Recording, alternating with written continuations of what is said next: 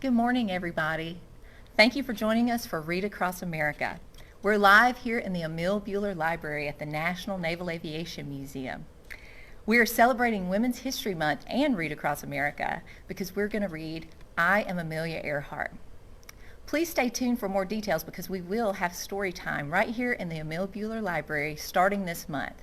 Please check back for more details. But for now, take it away, Amelia.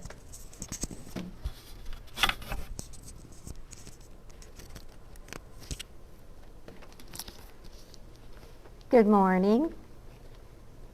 Today I will be reading I Am Amelia Earhart.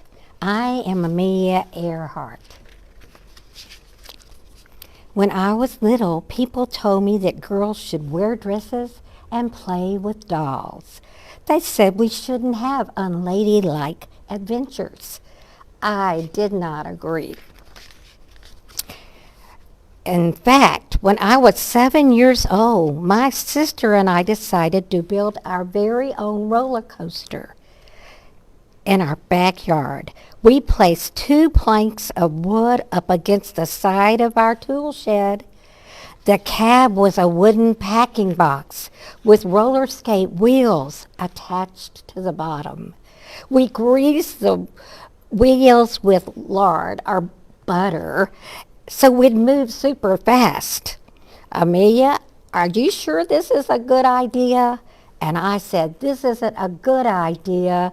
This is the best idea. Of course, I got to ride first. This was my moment. Here we go. 3, 2, I was flying. I will remember the wind in my face. My stomach seemed to sink. I was flying. Amelia Earhart, my grandmother, came running to say, take this apart immediately. The crash was loud, noisy, and messy. It certainly wasn't ladylike. It was awesome. That wasn't the last time I would fly. As I got older, I went to many air shows.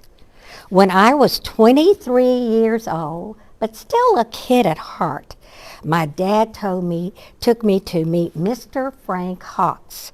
He's a man who would eventually set many of his own flying records. For $10, Mr. Hawks agreed to take me on my very first flight. Are you ready, Amelia? He said. I'm ready.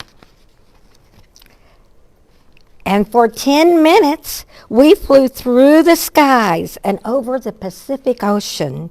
By the time I was 200 or 300 feet off the ground, I knew one thing. I had to fly, flying upside down over the Pacific Ocean.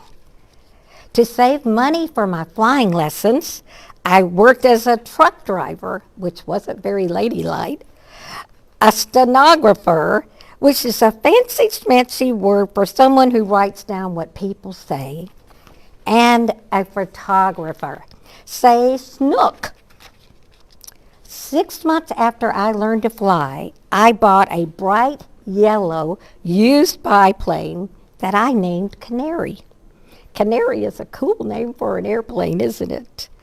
This is my instructor, a woman named Netta Snook, and that's her real name. But here's my secret. I wasn't a natural. I wasn't the best pilot. I just worked harder than anyone else. That's enough flying for today, Amelia. Oh, no, I can do better. One more flight, please. Most important, like that day on the roller coaster, I dared to do what so many said couldn't be done. A girl flying across the Atlantic? Amelia, you sure this is a good idea? This isn't a good idea. It's the best idea. I became the first woman to fly across the Atlantic Ocean, and then the first woman to pilot my own airplane by myself across the Atlantic Ocean. Back then, people took boats to get to Europe, sailing for weeks. Planes were still a new thing. In fact, on the day I took off, one magazine ran an article that said, women will never be able to fly that far. But I did. To do it, I had to fly for 14 hours and 56 minutes. That's almost 15 hours. No rest, no break. Sometimes the sun was so blinding, I could barely see where I was flying. In the process, I also broke the record for crossing the ocean in the shortest time, doing it faster than any man or woman ever.